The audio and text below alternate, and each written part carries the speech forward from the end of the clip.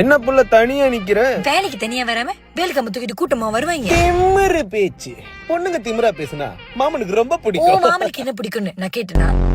ஆள் இருக்கா? இப்போதைக்கு இல்ல, இப்பதானே கடை திறந்தோம். இன்னும் கொஞ்ச நேரத்துல ஆள் நிறைய வருவாங்க.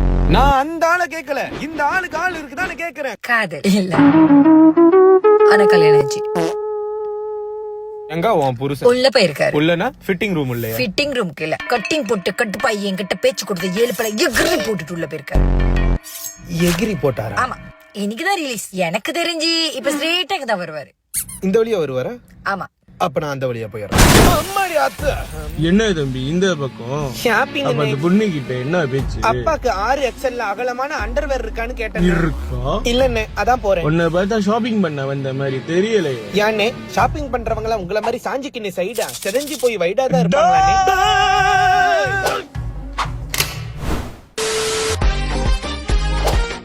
இப்ப நம்புவீங்களா நான் ஷாப்பிங் பண்ணதா வந்தேன்? பாப்பா குழந்தைங்க செக்ஷன் இங்க இருக்கு, வாங்க.